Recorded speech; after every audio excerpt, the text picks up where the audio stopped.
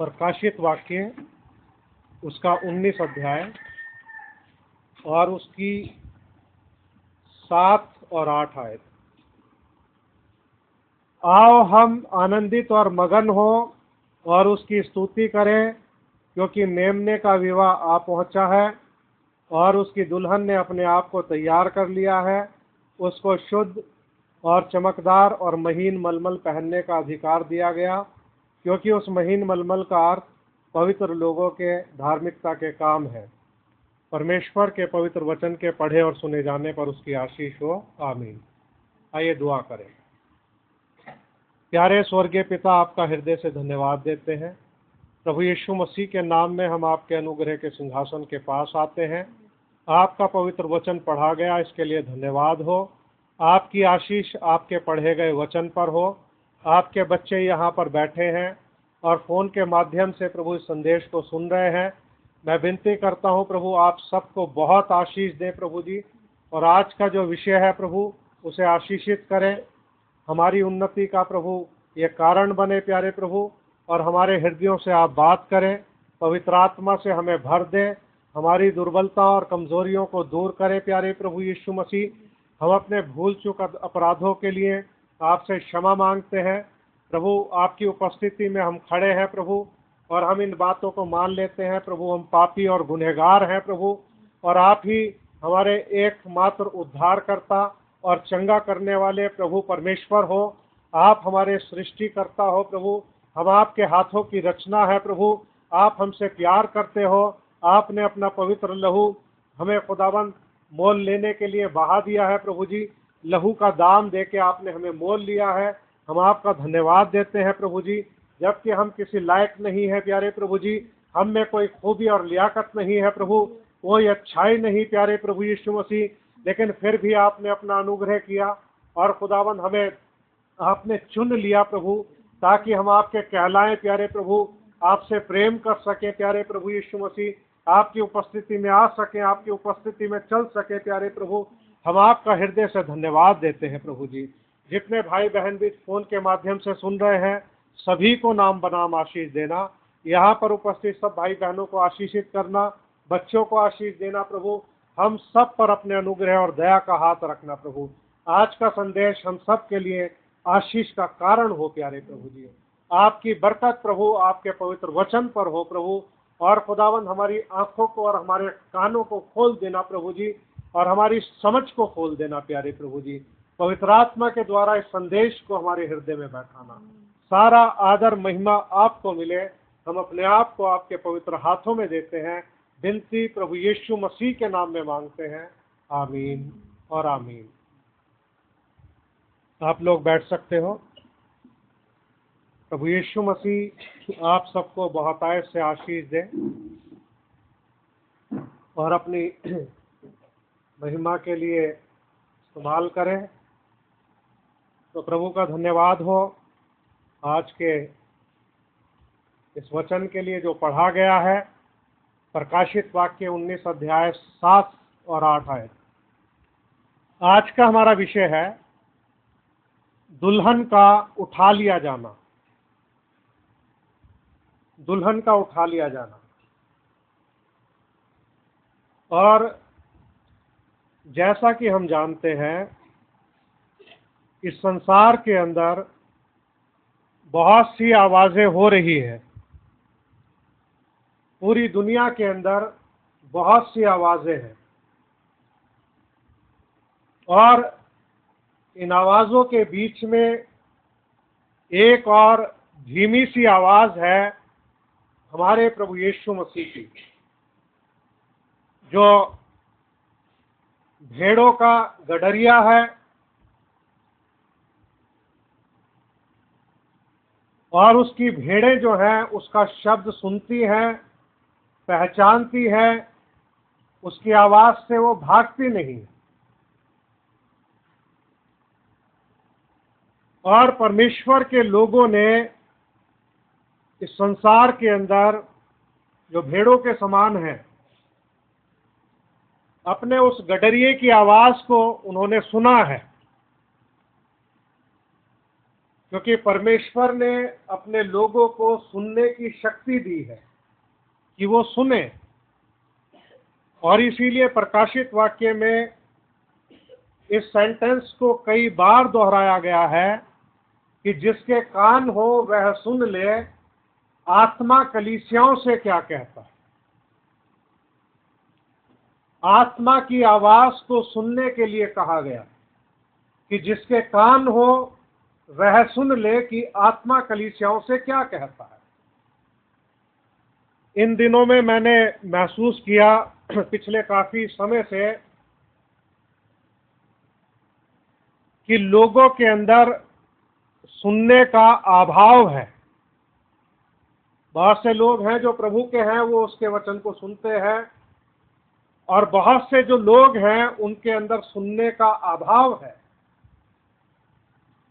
जब हमारे हृदय के ऊपर कभी बोझ आता है अपने भाइयों के लिए, बहनों के लिए, अजीज रिश्तेदारों के लिए, मित्रों के लिए, कि हम उनको कोई बात बता दें,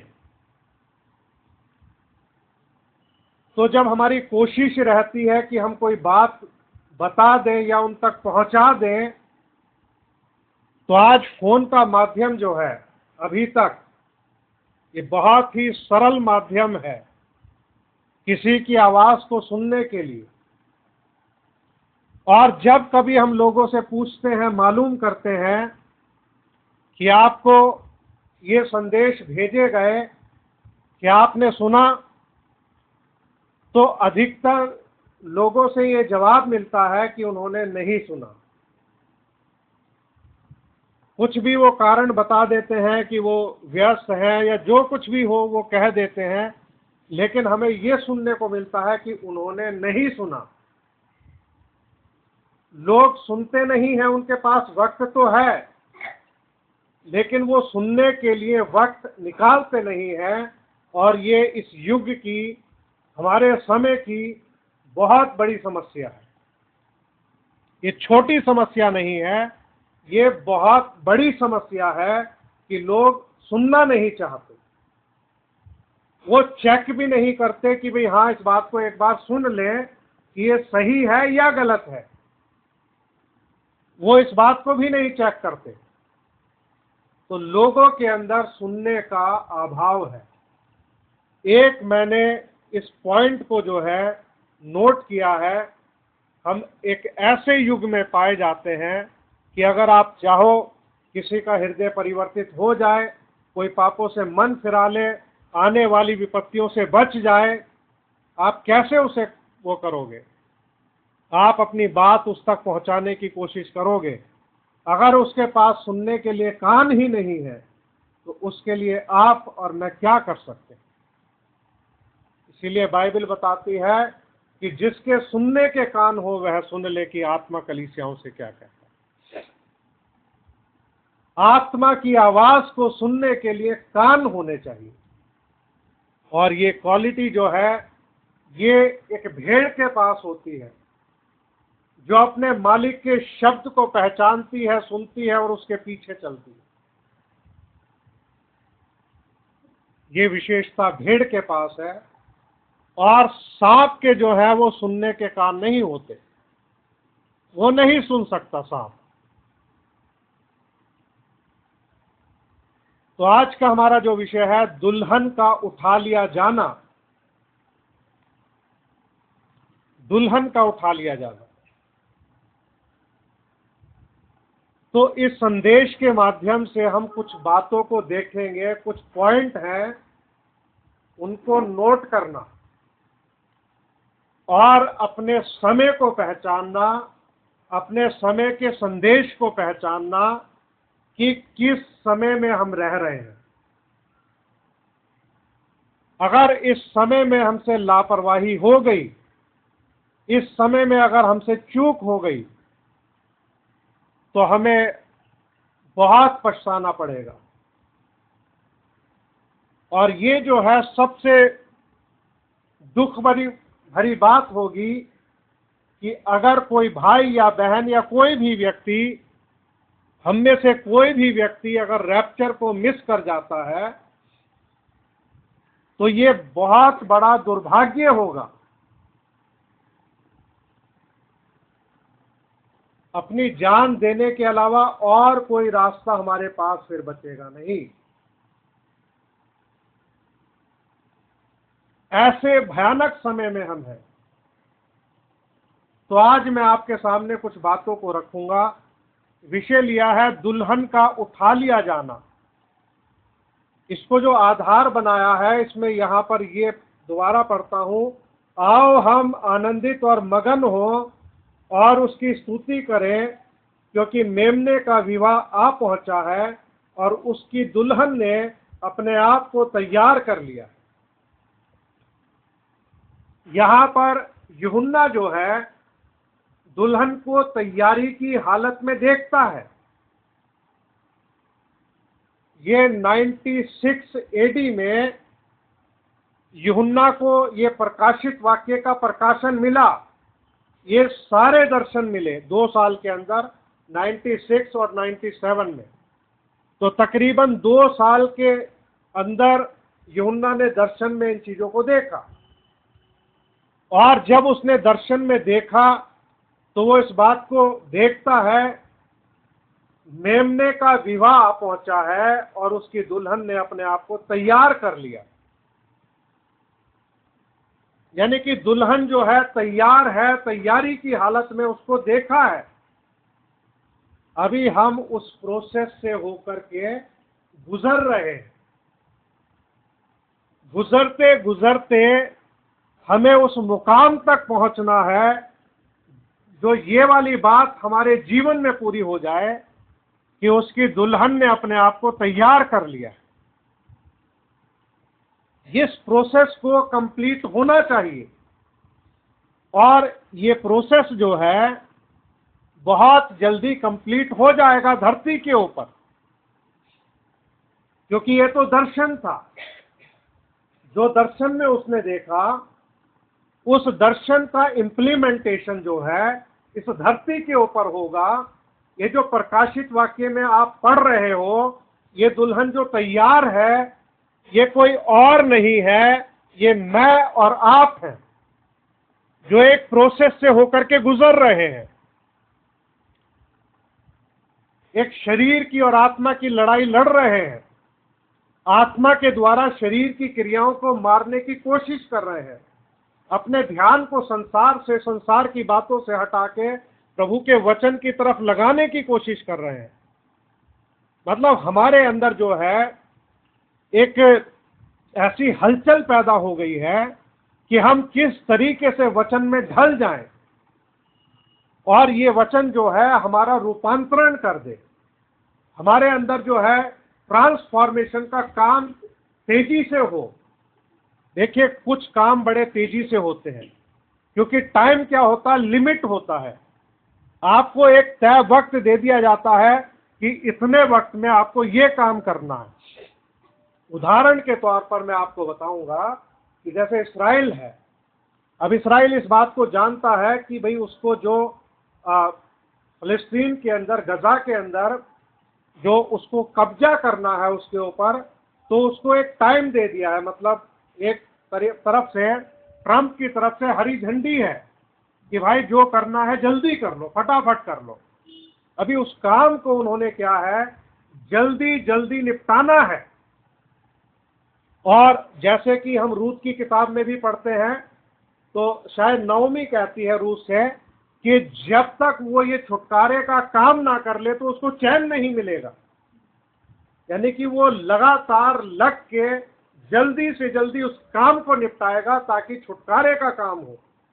तो मेरे प्रिय भाई बहनों, समय हमारे हाथ से फिसलता जा रहा है और पौलुस ने इस बात को कह दिया है कि समय को बहुमूल्य समझो, क्योंकि दिन बुरे हैं। आज आपको अच्छे दिन नहीं दिखेंगे। मनुष्य आज कहीं सुरक्षित नहीं है। घर में सुरक्षित नहीं है, ट्रेन में सुरक्षित नहीं है, जहाज में सुरक्षित नहीं है, अपने देश में सुरक्षित नहीं है, दूसरे देश में सुरक्षित नहीं है, कहीं भी सुरक्षित नहीं है। दीवार पर हस्तलेख इस मैसेज में भाई ब्रानम ने कहा कि सुरक्षा का केवल एक ही स्थान है और वो मसीह यीशु है। यानी कि इंसान अगर कहीं सेफ है, सुरक्षित है, वो मसीह यीशु में है।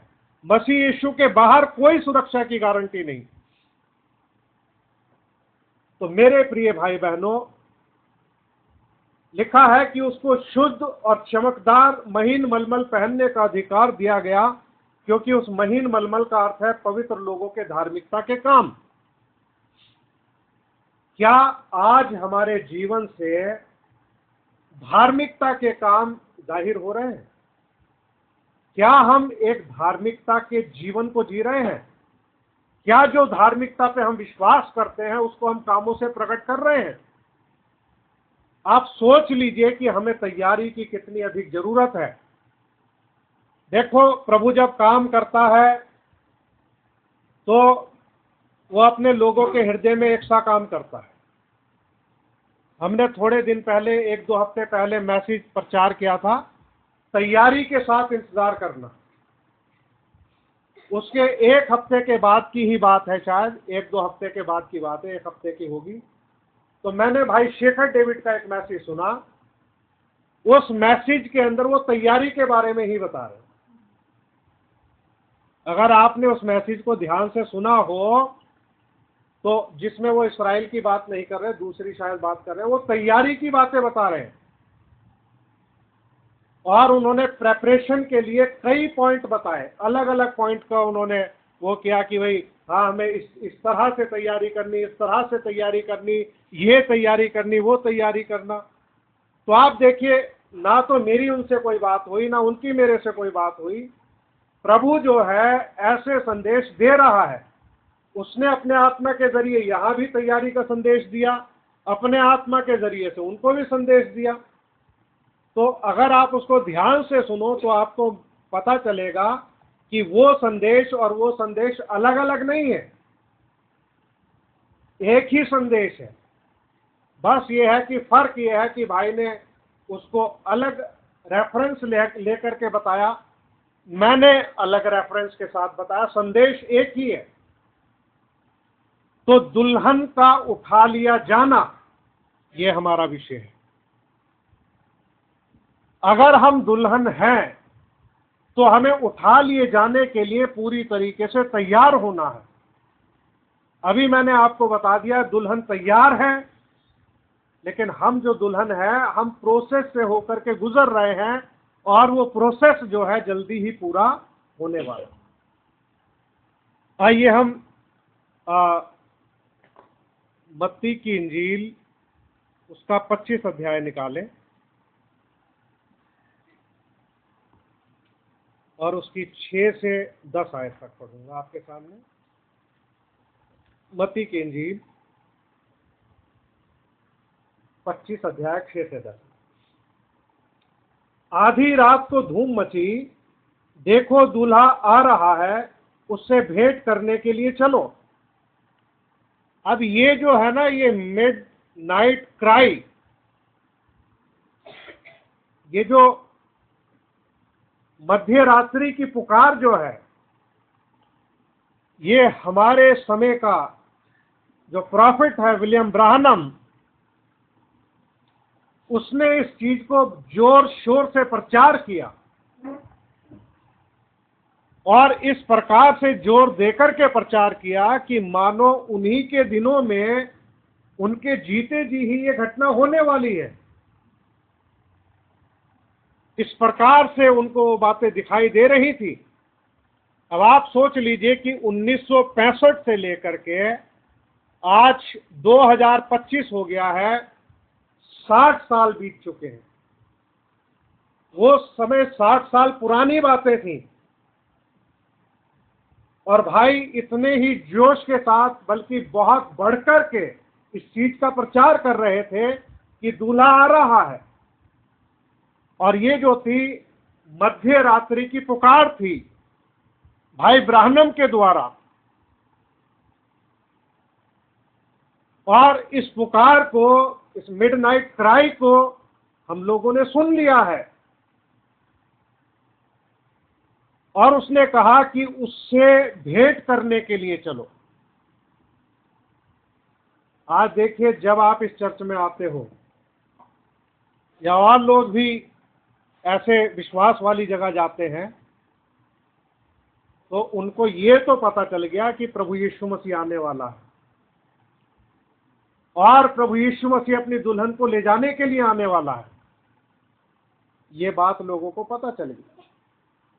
ये बात इतनी ज्यादा रिपीट होती है, इतना इसका प्रचार किया जाता है, इतना बताया जाता है कि आग की ज्वाला के समान ये हृदय में जो है जल उठी है बात।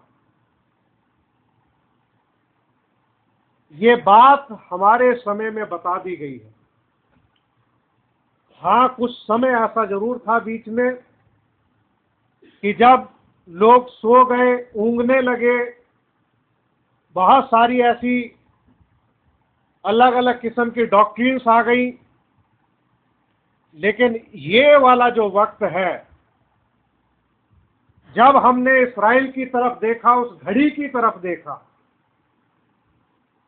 उस घड़ी में जब हमें समय दिखाई दिया, तो अब क्या हो रहा है कि उसमें लिखा है, तब वे सब कुंवारियां उठकर अपनी मशालें ठीक करने लगी।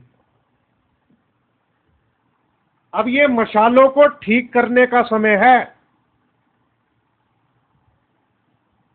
क्योंकि जब इंतजार करते करते देर हो गई, दूल्हा नहीं आया, हम सो गए और ऊँघने लगे, तो उस दरमियान हमारी मशालों के अंदर कार्बन आ गया। अब वक्त है अपनी अपनी मशालों को ठीक करने का, ताकि उस कार्बन को हटाया जा सके, हमारी मशालें साफ जलें, धुआं ना दे और एक प्रॉपर उजियाला हमको मिले। आज सब अपनी मशालों को क्या कर रहे हैं? तैयार कर रहे हैं। मैं एक अंकुर नरूला जी का एक वो सुन रहा था, मतलब आ गया था सामने तो मैंने उसको थोड़ा सा क्लिक कर लिया। नॉर्मली मैं सुनता नहीं हूं। तो भाई बता रहे थे, कहते हैं कि यीशु मसीह की दुल्हन जो है वो उठा ली जाएगी। यीशु मसीह की दुल्हन उठा ली जाएगी। उसके बाद कहते हैं कि बाद में बहुत भयानक समय शुरू होगा। बात तो उन्होंने ठीक बोली है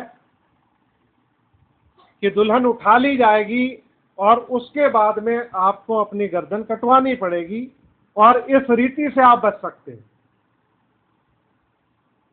बात उन्होंने ठीक बोली, लेकिन मैं ये बात सोच रहा था, बात उन्होंने सही बोल दी, लेकिन क्या ये बात उनके या उनके चर्च पर लागू होती है? ये बात दुल्हन के लिए है कि दुल्हन उठा ली जाएगी। अब आप देखिए, क्योंकि अब रैप्चर की जो बात हो रही है, अब इस विषय को सभी लोगों ने पकड़ लिया। जो स्त्री प्रचारक है उन्होंने भी पकड़ लिया इस विषय को। रैप्चर होगा, लोग उठा लिए जाएंगे, फिर ऐसा होगा, इस प्रकार की बातें उन्होंने भी पकड़ ली और शुरू कर दी। यानी कि एक असली विषय को लोगों ने चुरा लिया। अब ये विषय उन पे लागू नहीं होता। रैप्चर जो है दुल्हन के लिए है, संस्थाएं मंडलियों के लिए नहीं है, तथा कथित मसीही लोगों के लिए रैप्चर नहीं है। मैं ये कहता हूं कि भाई अंकुर नरूला जी, जब तक वह प्रभु यीशु मसीह के नाम के बपतिस्मे का प्रचार नहीं करते और बपतिस्मा देते नहीं है और खुद लेते नहीं है, तो रैप्चर के भागी कैसे हो जाएंगे? क्योंकि जी उठने के भागी तो पतरस होगा, पौलुस होगा, वो प्रेरित लोग होंगे, पहली कलीसिया होगी जिनकी बुनियाद है प्रभु यीशु मसीह के नाम का बपतिस्मा। अभी ऐसी स्त्री रैप्चर का भागी कैसे हो सकती है जो प्रचार करती हो? ऐसी स्त्रियों का रैप्चर नहीं होगा। उन स्त्रियों का रैप्चर होगा जो विश्वास में है और प्रचार नहीं करती। तो इसमें विषय बहुत है, हम क्यों अंदर घुसे। तो ये जो प्रेरितों की शिक्षा को मानते नहीं है, उसका विरोध करते हैं, तो ये रैप्चर के भागी कैसे हो सकते हैं? मतलब ये भी एक बड़ी दुखद बात है कि लोग रैप्चर की उम्मीद में हैं, लेकिन खुद रैप्चर को मिस कर जाएंगे। उसकी वजह यह है कि उन्होंने प्रेरितों की शिक्षा को ठुकरा दिया है।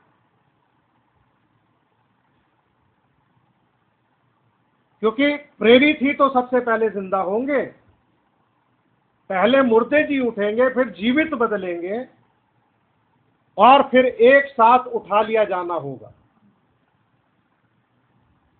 अगर कोई प्रेरित की शिक्षा को नहीं मानता तो वो दोषी है। गलातियों 1:8 ऐसे सभी प्रचारकों को श्राप के अधीन करता है, क्योंकि पौलुस कहता कि हम या स्वर्ग से कोई दूत भी उस सुसमाचार को छोड़ जो हमने तुम्हें सुनाया है, कोई और सुसमाचार सुनाए तो श्रापित हो। यानी कि हर प्रकार का प्रचार जो प्रेरितों ने नहीं प्रचार किया वो एक श्राप के अधीन है। ऐसी श्रापित शिक्षाओं को प्रचार करके वो इंसान कैसे रैप्चर का भागी हो सकता? तो हमारा विषय है दुल्हन का उठा लिया जाना। तो ये वक्त जो है ये है अपनी मशालों को ठीक करने का वक्त। और आगे हम पढ़ेंगे, और मूर्खों ने समझदारों से कहा, अपने तेल में से कुछ हमें भी दो, क्योंकि हमारी मशालें बुझी जा रही हैं। अब जो मूर्खों की जो मशालें थी वो बुझी जा रही थी, क्योंकि उन्होंने समय का संदेश, वो तेल नहीं लिया था। अब देखना कि आने वाले समय में ये सब लोगों की मशालें बुझ जाएंगी। उसकी वजह यह है क्योंकि उन्होंने समय के संदेश को ठुकरा दिया। भाई ब्रानम जो एक सच्चा नबी था, उसे झूठा नबी कह करके ठुकरा दिया, उसकी आलोचना की, सरपेंट सीड की आलोचना की, बपतिस्मा की आलोचना की, खुदा एक है इस बात की आलोचना की। यानी कि उसकी शिक्षाओं की लोगों ने आलोचना की। उनके पास ये समय का संदेश नहीं है, यानी कि वो तेल जो है उनके पास में नहीं है, जो परमेश्वर ने पवित्र आत्मा के द्वारा अपने वचन को प्रकट किया, जिससे हमारे दिए जलते हैं, हमारी मशालें जलती हैं, हमारे जीवन में रोशनी आती है। जैसे यूहन्ना के अंदर लिखा है कि वचन के लिए लिखा है कि उसमें जीवन था और वो जीवन मनुष्यों की ज्योति थी। तो हमें ज्योतिमान करने के लिए हमें वचन की जरूरत है। और कौन से वचन की जरूरत है? समय के वचन की जरूरत है। कि देखो मैं यहोवा के उस बड़े और भयानक दिन के आने से पहले तुम्हारे पास एलिया नबी को भेजूंगा, और उसका जो बी पार्ट है वो पुत्रों के मन उनके पितरों की ओर फेरेगा। ये है समय का संदेश। समय का संदेश ये है कि एलिया तो आएगा और सबको सुधारेगा, यानी कि सब चीजों को रेस्टोर करेगा। ये समय का संदेश है। जिनके पास ये संदेश है उनके मशालें जो है वो जलती होंगी। मूर्ख खा करके कहेंगी अपने तेल में से हमें भी दे दो, फिर वक्त नहीं होगा। मैं आपको बताना चाहता हूं, कुछ भाइयों के साथ, कुछ बहनों के साथ में, जिनमें से कुछ बपतिस्मा लिए हुए भी हैं, मैंने कई बार कांटेक्ट करने की कोशिश की, बातचीत करने की कोशिश की, चलो थोड़ा बहुत वचन शेयर किया जाए, बताया जाए। और लेकिन लोग जो हैं वो मतलब कांटेक्ट में रहना नहीं चाहते। मैं क्या आपको बताऊं, लेकिन प्रभु का वचन इतना सिद्ध है। एक दिन मैं सुधा से कह रहा था कि भाई हमारे पास तो कोई अब ऐसा है नहीं जिससे हम बात करें। मतलब अपने भाई बहन तो हैं, मैं आप लोगों की बात नहीं कर रहा हूं। आप लोगों से तो हम बात करते रहते हैं वचन की। आपके अलावा भी कुछ और लोग हैं जो हमारी जान पहचान के हैं, जिनके साथ हमने सोचा चलो उनकी भी आत्मिक उन्नति हो, उनकी भी उन्नति के लिए कुछ बातें बताई जाएं, शेयर की जाएं। तो मेरा अनुभव ये है कि लोग नहीं चाहते। अब हुआ क्या, देखिए, जिन लोगों को हमने ये सोचा था कि भाई ये तो वचन सुनते नहीं है, और वास्तव में वो सुनते भी नहीं थे।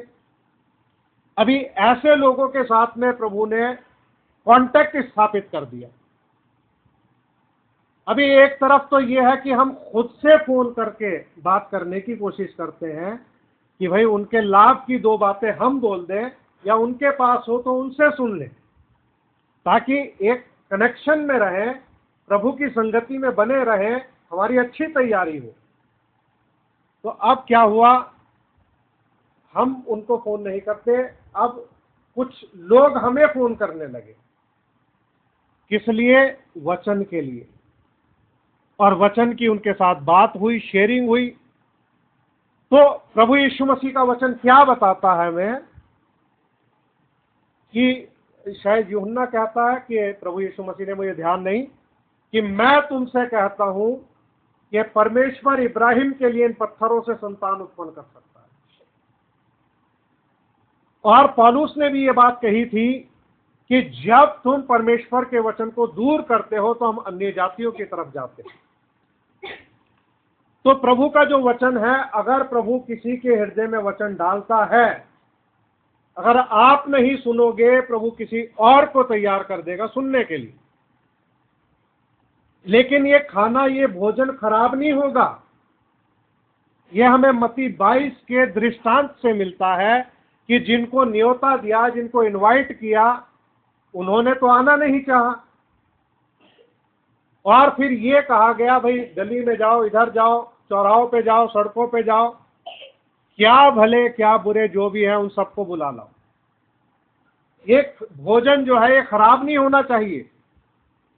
तो इस प्रकार से प्रभु जो है वो प्रबंध कर देता है, वो अपने वचन को वेस्ट नहीं होने देगा। मतलब कोई ना कोई होगा। अगर इंसान ये सोचे भाई मेरे बगैर काम नहीं होगा, कि भाई मैं नहीं सुनूंगा या नहीं सुनूंगी, तो प्रभु किसी और का इंतजाम कर देगा।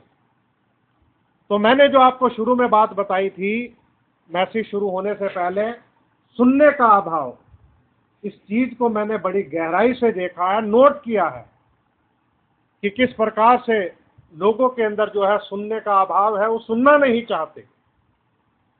और बड़ा दुख भी होता, अफसोस भी लगता है कि समय ऐसा आ चुका है कि लोग जो है इस समय को देख नहीं पा रहे हैं, इस समय को पहचान नहीं पा रहे हैं।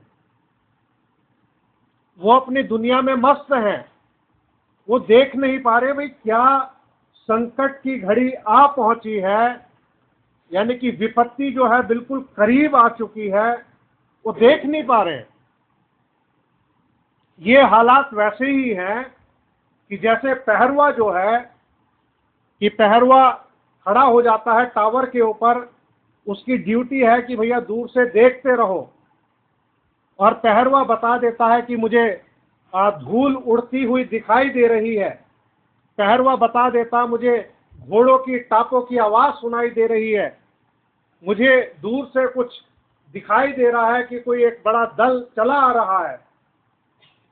अब पहरवा जो है वो तो सावधान कर देता है नगर के लोगों को कि भाई मुझे ये दिखाई दे रहा, तुम सावधान रहो। अभी कोई इंसान अगर सुनना ही ना चाहे पहरवे की आवाज को, देखना ही ना चाहे, उस पर गौर ही ना करना चाहे, अभी किसी ने अगर मान लो अपनी शराब की पार्टी में जाना है तो उसको क्या परवाह है पहरवे की। लेकिन जब चेतावनी मिल चुकी होती है और ये बातें बता दी जाती हैं, उसके बाद अगर कोई इंसान मारा जाता है तो उसका खून जो है उसी के सिर पर पड़ेगा। लेकिन अगर पहरवे की आवाज को कोई एक्सेप्ट कर लेता है, समझ लेता है, तो वो फिर बच जाएगा, उसमें बचाव है। लेकिन आज इतना भयानक समय आ चुका, आप ये सोचिए कि अक्टूबर के महीने में इस्राइल की लड़ाई लगे हुए 2 साल कंप्लीट हो जाएंगे। अब इन 2 सालों में कितने लोग प्रभु के करीब आए, कितने लोगों ने इस समय को गंभीरता से लिया।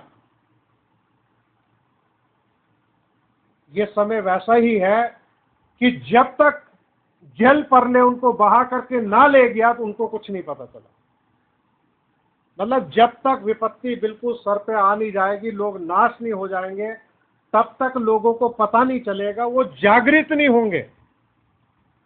हमारा विषय है दुल्हन का उठा लिया जाना, लेकिन दुल्हन जो है वो अपने आप को तैयार कर लेगी। ये संदेश इसलिए सुनाया जाता है, इसलिए बातें की जाती हैं, क्योंकि प्रभु ही जानता है कि कौन उसका चुना हुआ है, कौन उसका चुना हुआ नहीं है। इसलिए गॉस्पेल जो है सारी दुनिया के लिए है। अब देखिए द्वार कैसे बंद होता चला जा रहा है, आप देख रहे हो। पहले द्वार इतना खुला हुआ था, इतना द्वार खुला हुआ था। जब इतना द्वार खुला हुआ था, बड़े बड़े स्टेडियम्स के अंदर क्या होती थी, मीटिंग होती थी, लाखों लोग आया करते थे, चंगाई प्राप्त करते थे, यीशु मसीह को ग्रहण करते थे, विरोध करने वाले करते थे, जो भी होता था। लेकिन द्वार इतना खुला हुआ था। अब आप देखिए द्वार इतना बंद हो गया। अब आप जो है बड़ी मीटिंग नहीं लगा सकते, द्वार बंद हो गया इतना, अभी इतना खुला हुआ है। उसके बाद में हम देखते हैं, ये देखिए बड़े बड़े ग्राउंड्स में आप नहीं कर सकते। लोग सोचते थे कि चलो कहीं पे कोई बड़ा हॉल बुक कर ले, वहां पर कर ले, तो अब वो भी बंद हो गया, परमिशन नहीं मिलती अब मीटिंग्स के लिए। बहुत मुश्किल से मिलेगी और बहुत मुश्किल है, मिलती नहीं है। उसके बाद में क्या था, लोगों के अपने चर्च बिल्डिंग थी, चर्च बिल्डिंग में लोग इकट्ठा हुआ करते थे और अभी भी होते हैं, और धीरे धीरे पूरे देश में बात जो है हो जाएगी लागू। अब द्वार बंद हुआ, इतना चर्च के ऊपर क्या होने लगे, अटैक होने लगे, कुर्सियां तोड़ी जाने लगी, माइक तोड़े जाने लगे, लोगों को मारा पीटा जाने लगा, झूठे इल्जाम लगाने शुरू हो गए। आप देखिए कैसे धीरे धीरे धीरे धीरे अन्य जातियों के लिए दरवाजा बंद हो रहा है। उसके बाद में लोगों ने सोचा चलो कोई बात नहीं, थोड़ा सा घरों में इकट्ठा हो जाएं, वहीं पे दुआ कर लें। अब जो है कुछ काम तो वैसे मिशनों वाले लोगों ने भी बिगाड़ा है, उन्होंने बहुत ज़्यादा शोर शराबा, दिखावा, बपतिस्मे दे रहे हैं, यूट्यूब पे डाल रहे हैं, दुआएं कर रहे हैं, यूट्यूब पे डाल रहे हैं। अरे यीशु मसीह जो है वो काम करके निकल जाते थे और कहते थे किसी से मत कहना कि मैंने किया है, ये किसी से मत कहना, क्योंकि बाइबल में लिखा हुआ है कि वो धूम ना मचाएगा।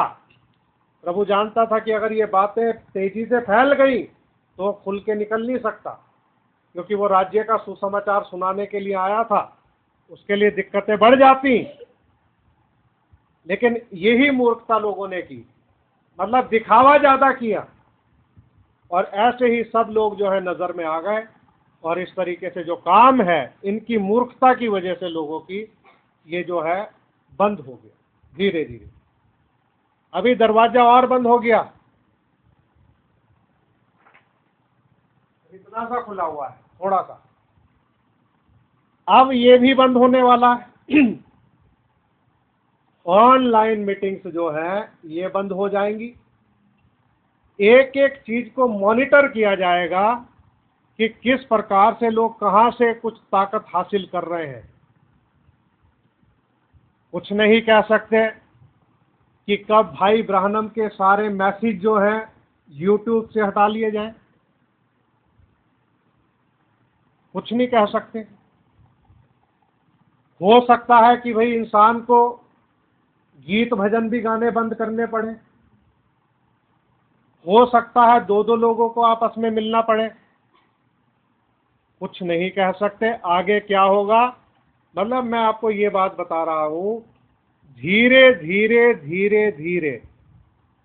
अब इससे बड़ी बात और क्या हो सकती है कि यीशु मसीह के नाम लेने पे भी प्रतिबंध लग जाएगा कि आप उसका नाम ना ले सको, आप बाइबल ना कैरी कर सको। तो अन्य जातियों के लिए द्वार क्या हो रहा है? बंद हो रहा है। हमारा विषय है दुल्हन का उठा लिया जाना।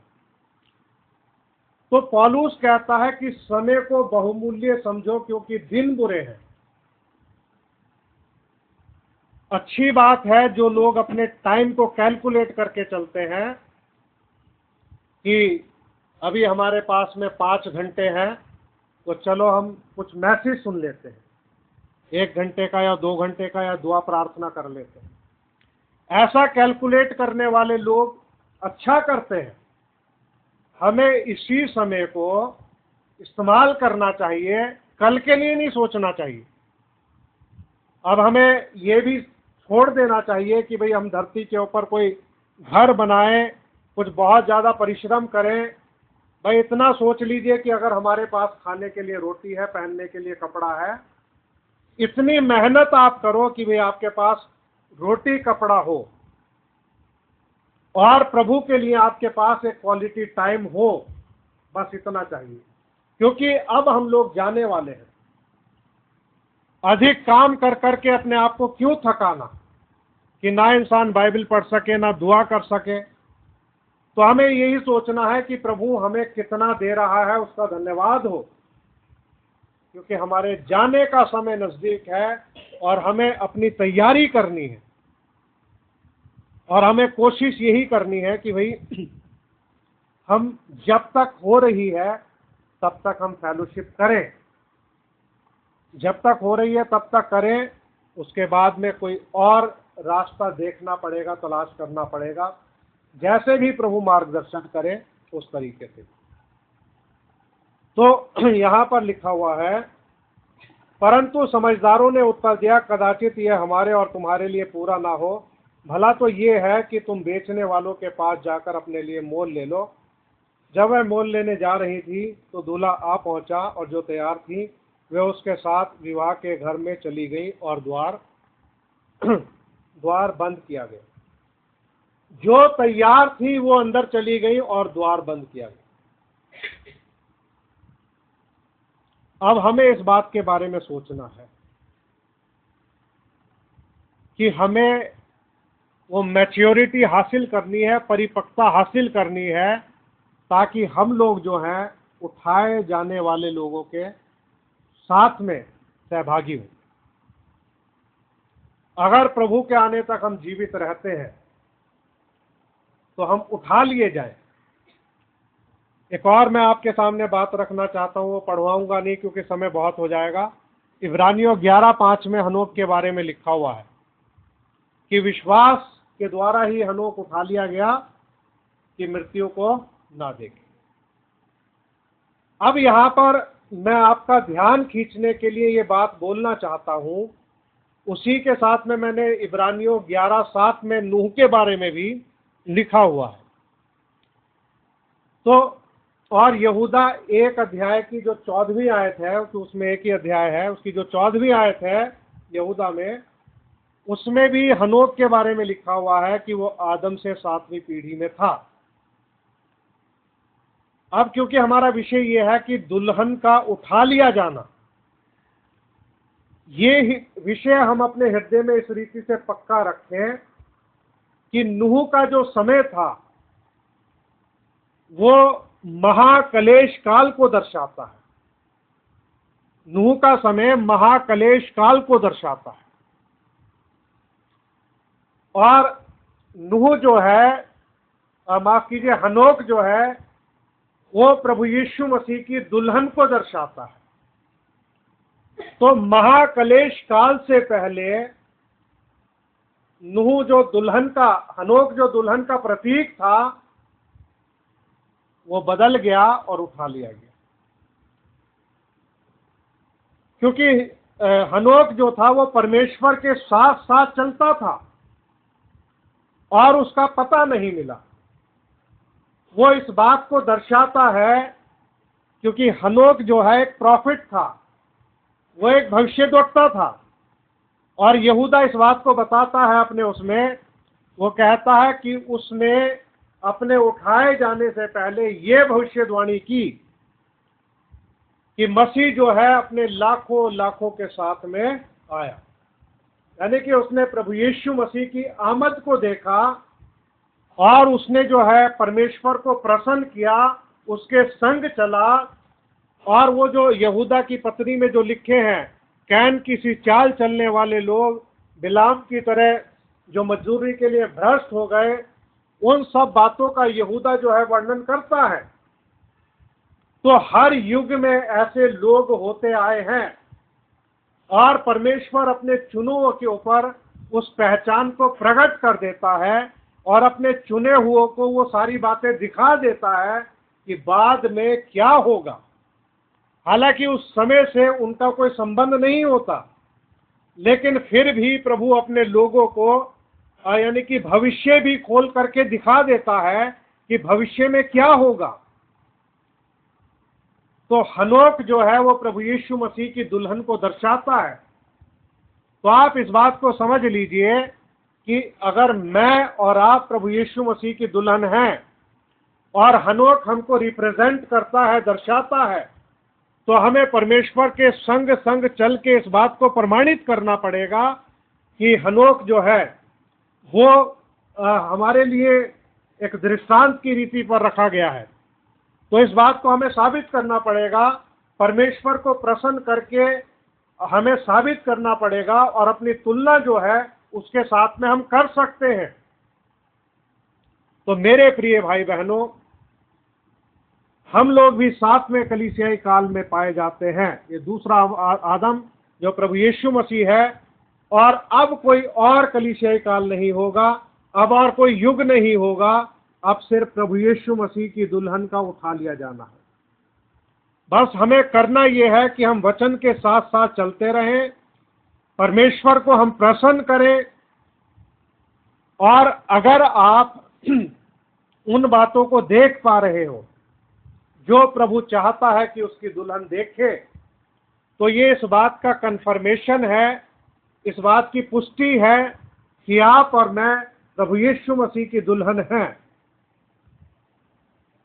मैं इसके लिए आपके सामने वचन से पढ़ना चाहता हूं, उत्पत्ति 18 अध्याय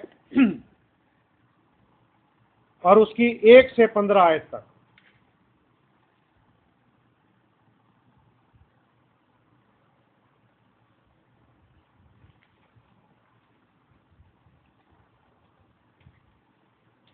उत्पत्ति 18 अध्याय 1 से 15 तक।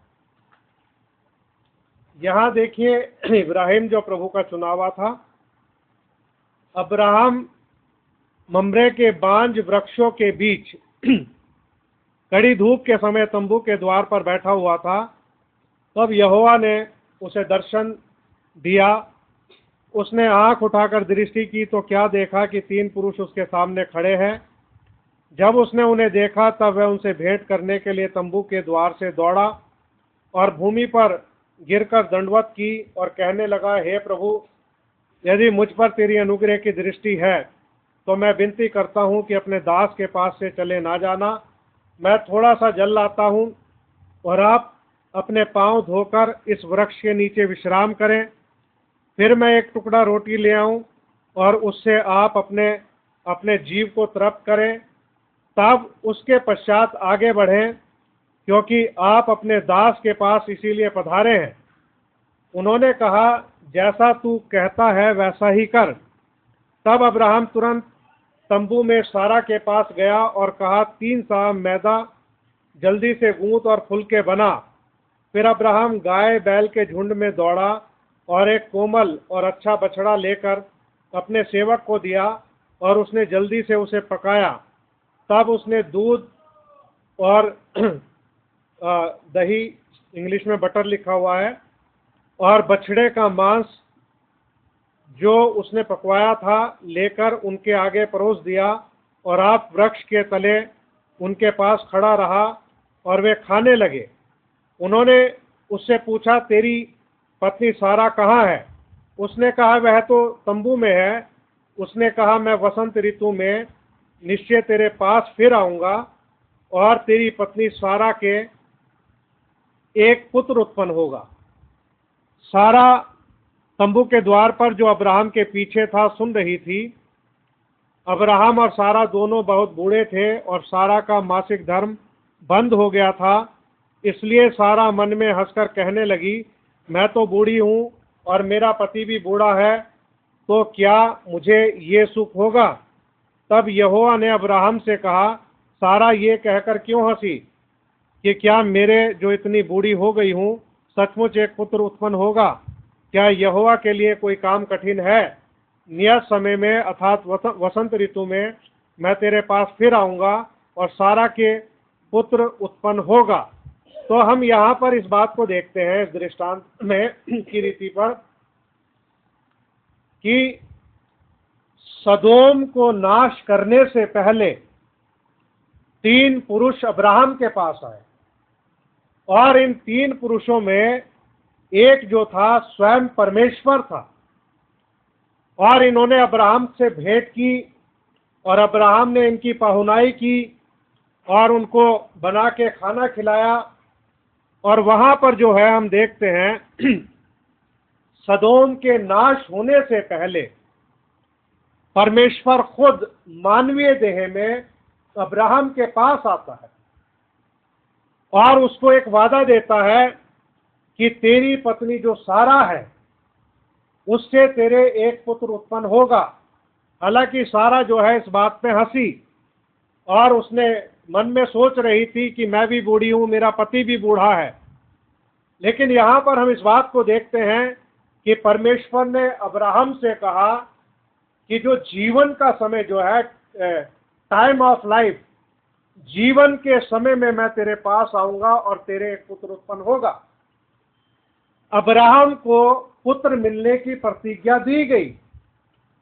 अब आप इस बात को सोच लीजिए और विश्वास कर लीजिए कि अगर हम लोग अब्राहम की संतान हैं तो इस दुनिया के खात्मे से पहले प्रभु यीशु मसीह जो परमेश्वर है उसकी विजिट जो है अब्राहम के वंश के पास में होगी ताकि वो उसको प्रतिज्ञा दे सके। और ये प्रतिज्ञा जो है बिल्कुल समय के आखिरी में मिली। वो टाइम ऐसा था कि सदोम के नाश होने का समय था और अब्राहम को जो ये बोला कि तेरी पत्नी सारा से तेरे पुत्र उत्पन्न होगा।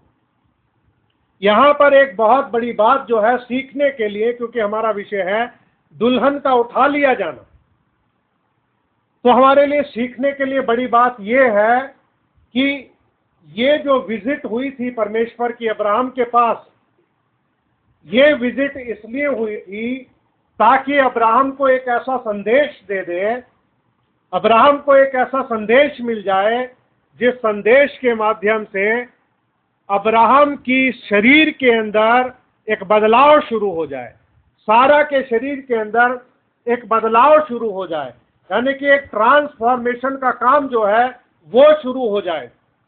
अब इनकी देह जो है वो बदल जाए और ये लोग जो है अपनी जवानी की हालत में वापस लौट करके आ जाए।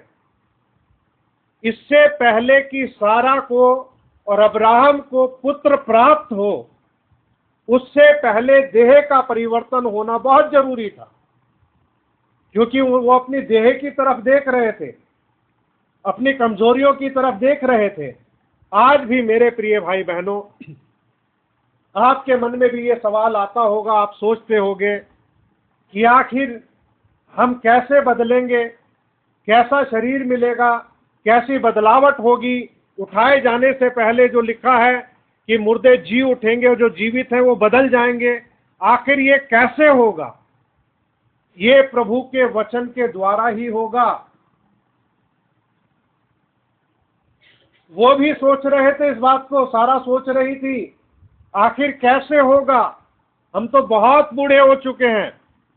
लेकिन इससे पहले कि उनको पुत्र मिलता, उनके शरीर में बदलाव की जरूरत थी कि उनके शरीर बदल जाएं। और ये कब हुआ? ये तब हुआ जब इब्राहिम ने माफ कीजिए, मलकीसदीक ने अब्राहम के पास विजिट कर ली। मैं एक बात और भी आपको बोलना चाहता हूं, कभी कभी दिमाग में शब्द कुछ और होता है और शब्द निकल कुछ और जाता है, क्योंकि यहाँ पे इस बॉक्स के ऊपर मेरे पास फ़ोन रखे रहते हैं, तो मेरा ध्यान इस पे भी होता है कि कहीं भाई कोई हाथ मेरा इस पे ना टकरा जाए, फ़ोन गिर ना पड़े। तो मैं आप सभी सुनने वालों से ये कहना चाहता हूँ कि हमारे पास में बाइबल है। अगर मैं कभी मान लीजिए हनोक की जगह नूह बोल जाऊं, या नूह की जगह हनोक बोल जाऊं, एलिया की जगह कभी एलिशा बोल जाऊं, कभी प्रचारकों से ऐसे हो जाता है, इसको बोलते हैं स्लिप ऑफ टंग। तो आप जो है बाइबल से उसका करेक्शन कर सकते हो, क्योंकि बाइबल में सही बात लिखी हुई है। तो किसी प्रचारक का उद्देश्य ऐसा होता नहीं है कि वो ऐसा कुछ बोले या प्रचार करे। तो अब्राहम के पास में उसने इसलिए विजिट किया था ताकि उसको एक संदेश मिल सके, और इस बात पर जो है अब्राहम ने विश्वास किया, और जो जीवन का समय था, टाइम ऑफ लाइफ, उस समय पर आकर के सारा से एक प्रतिज्ञा किया हुआ पुत्र उत्पन्न हुआ।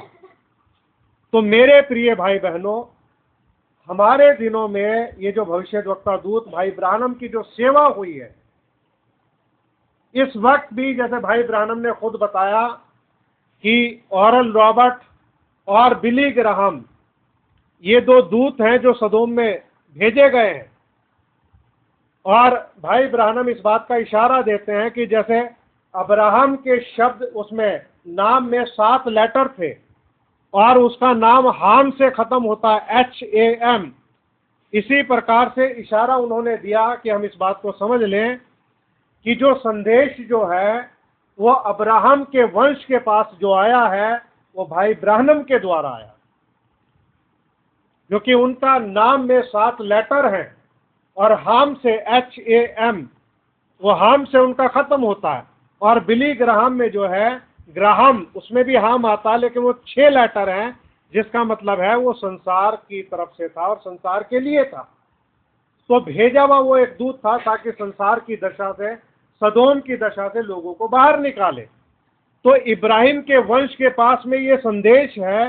ये जो संदेश है ये इसलिए हुआ क्योंकि जैसे खुदावंद ने सारा के दिल के सीक्रेट को रिवील किया और ये कहा कि सारा तंबू में पीछे क्यों हंसी, सारा मुकरने लगी, लेकिन खुदावंद ने कहा कि तू हंसी तो थी।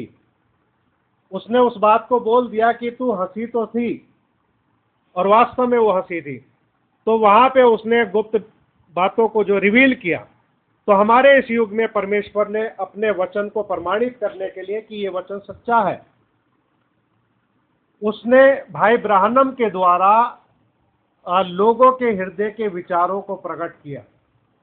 बिल्कुल ठीक ठीक बात बता दी, किसका क्या नाम है, कहाँ से आया है, क्या बीमारी है, क्या होगा, वो सारी बातें, सारी डिटेल, बहुत जिसको कहते हैं माइन्यूट, बहुत ही छोटी छोटी डिटेल्स जो हैं वो उन्होंने बता करके रख दी।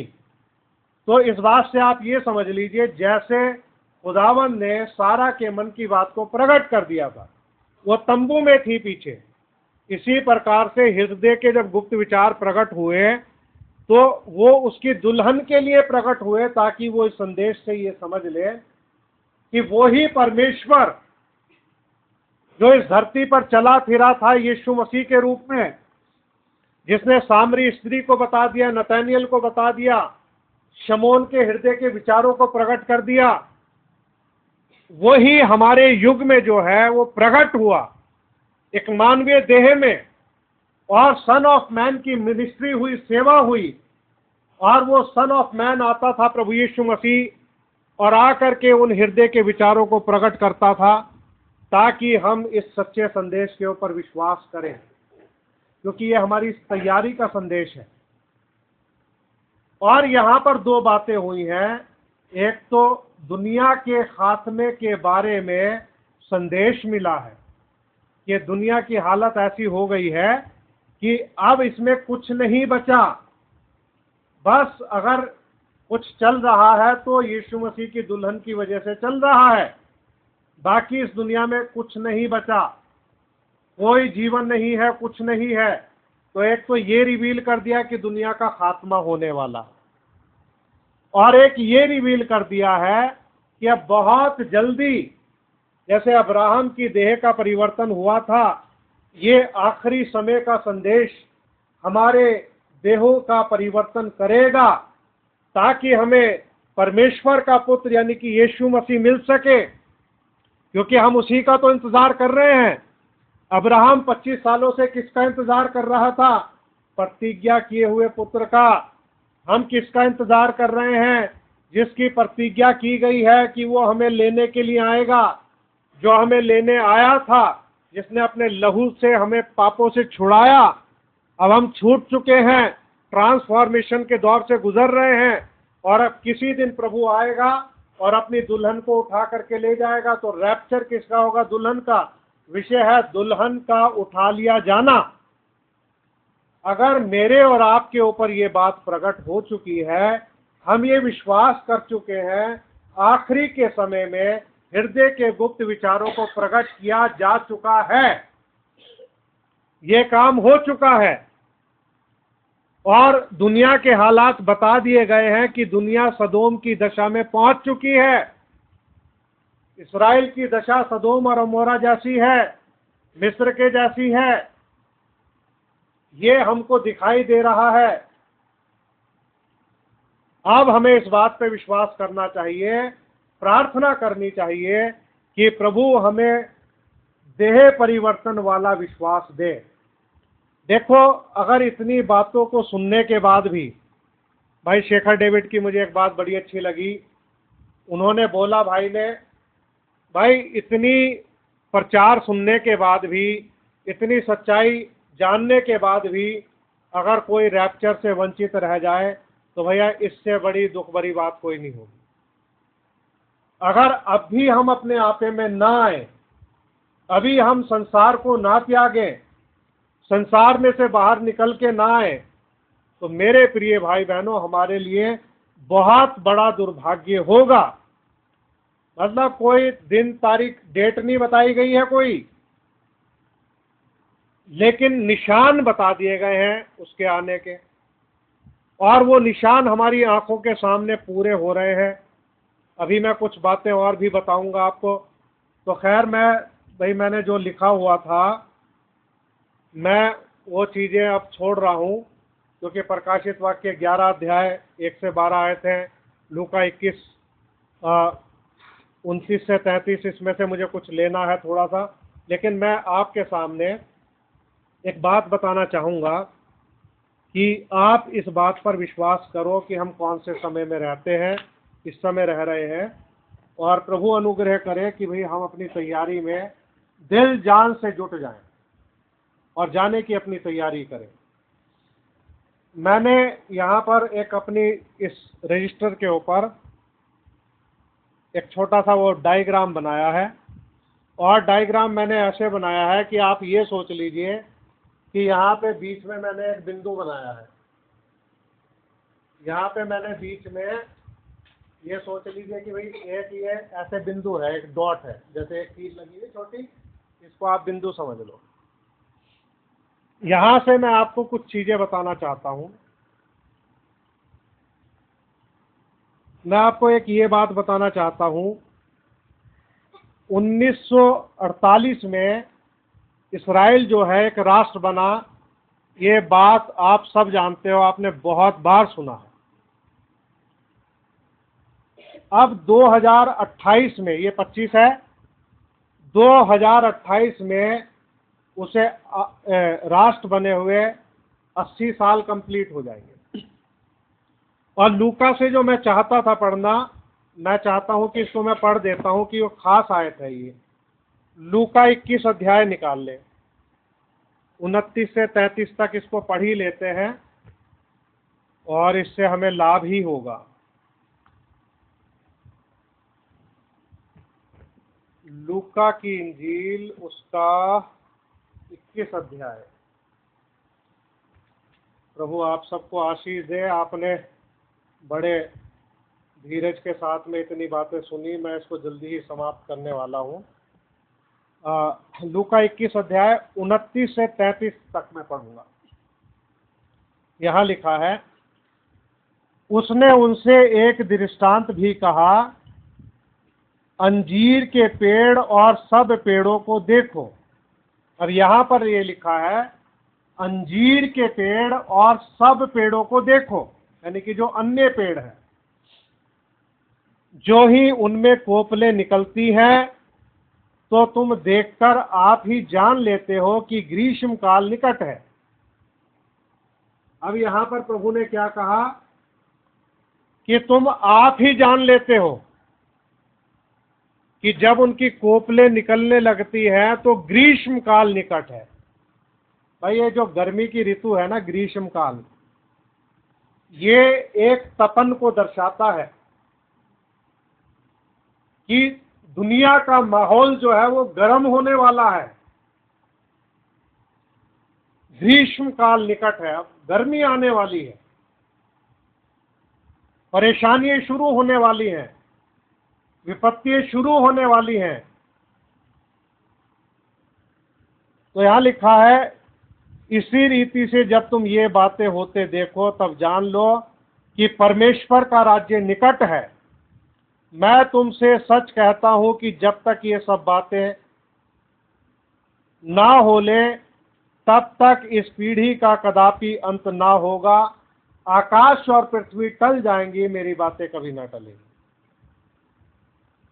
इस बात से हम क्या समझे? इस बात से हम ये समझे कि 1948 में इस्राएल एक राष्ट्र बना, 1947 में हिंदुस्तान आज़ाद हुआ, 1947 में पाकिस्तान एक अलग राष्ट्र बना, और इसी प्रकार से बहुत से लोग जो हैं वो आज़ाद हुए, स्वतंत्र हुए। प्रभु ने यहाँ पर क्या कहा, जब तक ये बातें पूरी ना हो ले, ध्यान दें इस बात को, उसने कहा, मैं तुमसे सच कहता हूं कि जब तक ये सब बातें ना हो ले तब तक इस पीढ़ी का कदापि अंत ना होगा। प्रभु यीशु मसीह ये कह रहे हैं कि जो 1948 की जो पीढ़ी है वो खत्म नहीं होने पाएगी, ये बातें जब तक पूरी ना हो। एक पीढ़ी भजन संहिता 90 के अनुसार 70 साल की है, और बल के कारण 80 साल। तो आप ये समझ लीजिए कि इस पॉइंट से अगर आप एक ऐसे, माफ करना, ऐसे एरो बनाओगे, सॉरी किसी का दिख गई, यहाँ पे ऐसे एरो बनाओगे तो आप इस पॉइंट को ध्यान में रखना कि यहां से यही इशारा करेगा। यहां पर आकर के 2028 में 80 साल कंप्लीट होने वाले, यानी कि इन 80 सालों के भीतर ही भीतर सब कुछ हो जाना चाहिए। तो हमारे पास कितना समय बचा है? ठीक है, जिस प्रकार से कोई इंसान 81 साल भी जी लेता है, 82 भी, 83 भी, थोड़ा ऊपर भी हो जाता है। द्वार बंद हो गया था लेकिन 7 दिन तक जो है बारिश नहीं हुई, उसका मतलब ये नहीं कि वचन जो है टल गया। नूह के समय में द्वार बंद हो गया लेकिन बारिश कब हुई? 7 दिन के बाद। खुदावंद ने मिस्र में कहा था 400 साल गुलाम रहेंगे, लेकिन वो आज़ाद कब हुए? 430 साल। इसका मतलब ये नहीं कि प्रतिज्ञा टल गई, क्योंकि मूसा सही समय पे वहां पर खड़ा था, उसके हृदय के अंदर उभार आ गया था। उसने जब देखा कि एक मिस्री इस्राएली को सता रहा है तो उसने उसको मार के रेत में दबा दिया। उसने सोचा कि मेरे भाई लोग मुझे समझेंगे कि मैं उनका हितैषी हूँ, मुझ पर विश्वास करेंगे, लेकिन मूसा की सोच के उल्ट काम हो गया और उसे भागना पड़ा। उन लोगों ने जब ये बात कह दी कि क्या तू हमें भी उस मिस्री की तरह मार के रेत में दबाना चाहता है, तो उन्होंने अपने उस छुटकारे के समय को खुद ही नकार दिया। और प्रभु ने उस पीढ़ी को मर खप जाने दिया और अपने वचन को मनवाने के लिए एक नई पीढ़ी को लेके आता है। तो ये पीढ़ी जो है ये 70 साल की पीढ़ी है, बल के कारण 80 साल, 70 साल कंप्लीट हो चुके हैं। अभी इन्हीं वर्षों में जो है जो कुछ होना है इन्हीं वर्षों में होना चाहिए। अगर ऊपर नीचे हो जाए 2-4 साल तो वो एक अलग बात है, लेकिन आप ये मान के चलिए कि काउंट डाउन जो है वो शुरू हो चुका है। एक आपके सामने मैंने ये पॉइंट रखा है कि 1948 के हिसाब से समय पूरा हो रहा है 2028 में, ठीक है, एक पॉइंट रख दिया। दूसरा पॉइंट मैं रखता हूं 1906 से ये लौदीकियाई कलीसियाई काल की शुरुआत हुई, 1906 से। और क्या कहा गया है, अंत के दिनों में क्या होगा, जैसे नूह के दिन थे वैसे ही मनुष्य के पुत्र के दिनों में भी होगा। तो 1906 से सन 2026 तक 120 साल कंप्लीट हो जाते हैं। अगर आप इस युग की शुरुआत को भी अगर लोगे तो 2026 में जाकर के 120 साल कंप्लीट हो रहे हैं। प्रभु ने खुद बोला कि जैसे नूह के दिन थे वैसे ही मनुष्य के पुत्र का आना भी होगा। तो आप ये सोचिए कि अगर 120 साल कंप्लीट होने वाले हैं और ये जो है 80 साल कंप्लीट होने वाले हैं, एक ही टाइम पर हो रहे हैं, बिल्कुल आसपास ही है, तो हम रैप्चर के कितने नजदीक बैठे हैं इस बात को हम सोच सकते हैं। तीसरा पॉइंट आपके सामने मैं रखना चाहता हूं, ये हो गया एक, ये हो गया दो, तीसरा ये। अब देखिए ये जो लड़ाई चल रही है इस्राएल की, इस्राएल में जो लड़ाई छिड़ी हुई है, मुझे लगता नहीं कि ये लड़ाई रुकेगी, और अगर इसमें कुछ शांत हुआ भी तो बहुत लंबे समय के लिए नहीं होगा, क्योंकि नेतन्याहू के सामने जो विषय है वो है ग्रेटर इस्राएल बनाना। तो ग्रेटर इस्राएल का मतलब ये हुआ सारा लेबनान उनके पास जाए, मिस्र के जो महानद है वो जाए, उसमें समुद्र का एरिया जाए, सीरिया का हिस्सा जाए, और आपके उसमें इराक का हिस्सा है वो भी जाए, और भी ये गाजा पट्टी है ये उसमें जाए। यानी कि पूरा जो है ये जो ग्रेटर इस्राएल बनाने जा रहे हैं, तो कई देशों से ये अपनी जमीन वापस लेंगे, और यहां तक कि अब मिस्र से भी उनकी तनातनी शुरू हो चुकी है, क्योंकि मिस्र ने जो जरूरत से ज्यादा सैनिक जो हैं अपने वहां पर लगा दिए हैं बॉर्डर पे, शायद 1 लाख के आसपास लगा दिए, कुछ लोग 60,000 बोल रहे हैं, कुछ 1 लाख बोल रहे हैं, और उनको 40,000 से ज्यादा नहीं वहां पे तैनात करने चाहिए इस्राएल के हिसाब से। और इस्राएल भी अपने संबंध जो है उससे वो खत्म करता हुआ दिखाई दे रहा है। तो आप सोचिए कि जो ये सारे के सारे जो लोग हैं, ये लड़ाई के आसार लगते नहीं है कि जैसी ये चल रही है। अब इस्राएल इतना आगे बढ़ चुका है, वो पीछे लौटने के लिए तैयार नहीं है, कि विरोध तो बहुत हो रहा है, लेकिन जो गाजा में जो लड़ाई चल रही है, जो कुछ भी वो कर रहे हैं, अपना ऑपरेशन कर रहे हैं, तो इसके हिसाब से अगर रूस की एंट्री हो जाती है, बातें बहुत हैं, उन बातों को मैं रख नहीं रहा हूं क्योंकि टाइम बहुत हो जाएगा, तो उसके हिसाब से यजेकिएल 38-39 की वार जो है ये हो जाएगी। अगर रूस आ जाता है कभी भी, चाहे वो अगले साल की उसकी एंट्री हो जाए, तो ऐसा कहा जा रहा है कि अगले साल तक शायद रूस की भी एंट्री हो जाए, तो देशों में जो है ना जाति पर जाति और राज्य पे राज्य चढ़ाई कर रहे हैं, देश देश में लड़ाई हो रही है। यहाँ पे लड़ाई, अगर आप मत्ती 24 अध्याय पढ़ोगे तो आपको उसमें ये पता चलेगा कि मत्ती 24 के अनुसार कि सिर्फ लड़ाइयों और लड़ाइयों की चर्चा ही सुन रहे हैं। मैंने अपनी जिंदगी में ऐसा कभी नहीं देखा। जो इस आखिरी के समय में हो रहा है। इतनी लड़ाइयों की चर्चा, और सारी दुनिया का हाल जो है वो खराब हो रहा है, सारी दुनिया का हाल। तो अगर यिजकेल 38 की लड़ाई होती है, रशिया आता है, तो ये भी इसी पॉइंट पे, यहीं पे पूरी हो रही है। मान लो अगले साल आ जाए रूस, या उससे अगले साल आ जाए, 27 में आ जाए लड़ने के लिए। क्योंकि हालात कैसे बन रहे हैं मैं आपको बताऊं कि जो लेबनान के अंदर जो हिजबुल्ला है, वहां पे जो ये मतलब जो असला पकड़ा गया है, बहुत बड़ा जखीरा है। यानी कि इसराइल उनके बड़े ट्रक के ट्रक लेकर के अपने वहां पर आ गया है। हालांकि ये 7-8 महीने पुरानी बात है। और वो असला जो है वो किसका है? वो रूस का है, और कुछ और भी है। तो अब इसराइल जो है एक बिल पास करने पर है, अगर वो बिल पास हो गया तो ये रूस का जो असला है, रूस के हथियार जो है, वो बिल पास होते ही यूक्रेन को दे देंगे, और यूक्रेन जो है रशिया के ऊपर रशिया के हथियार ही चलाएगा। और अगर इसराइल ऐसा करता है तो पुतिन की निगाहें जो हैं इसराइल के प्रति टेढ़ी हो जाएंगी। तो सिचुएशन तो बहुत है जो हालात ऐसे बना रही है कि कभी भी और भयंकर हो सकता है।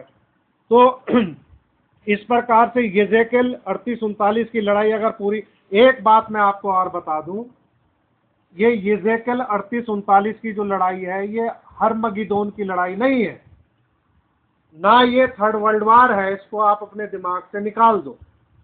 प्रचारक प्रचार कर रहे हैं, उनको करने दो। जो भी प्रचार कर रहे हैं, चाहे एंड टाइम के कर रहे हैं, राइट टाइम के कर रहे हैं, बेकार टाइम के कर रहे हैं, जो भी कर रहे हैं उनको करने दो। क्योंकि ये युद्ध जो है हर्मगिदोन का नहीं है। उस लड़ाई को प्रभु यीशु मसीह खुद आकर के लड़ेगा। यूरोपियन यूनियन के देशों के साथ में वो लड़ाई होगी। वो एक अलग लड़ाई है। जब प्रभु यीशु मसीह अपने लोगों के साथ वापस आता है, तब जो है वो लड़ाई होगी। और ये वाली लड़ाई को आप उस तरीके से मत सोचो, थर्ड वर्ल्ड वार ऐसे ऐसे करके बार बार ये जो बोली जा रही है बात। बस ये एक लड़ाई है। इस लड़ाई में रूस हारेगा और यहीं पर रैप्चर होगा। इस लड़ाई को रुकवा दिया जाएगा, इसमें पीस एग्रीमेंट हो जाएगा। बाद में मार काट बहुत होएगी, क्योंकि सबको इकट्ठा करके इसराइल की पहाड़ियों पे परमेश्वर मरवा देगा, इसराइल के द्वारा रशिया को। तो इस प्रकार से ये चीज हो, हर्मगिदोन की लड़ाई जो है वो बाद में होगी, जब प्रभु यीशु मसीह आएंगे। क्योंकि अगर ये हर्मगिदोन की लड़ाई है तो वो कौन सी लड़ाई है? उसको क्या नाम दोगे भैया? उसको क्या नाम दोगे जो प्रभु यीशु मसीह खुद आकर के लड़ेंगे? और वो लड़ाई भी 30 दिन की लड़ाई है। तो 30 दिन की वो लड़ाई होगी। और ये जो 3.5 साल का जो समय है महाकलेश काल का, इसमें इसराइल जो है तितर बितर हो जाएगा पूरी दुनिया के अंदर।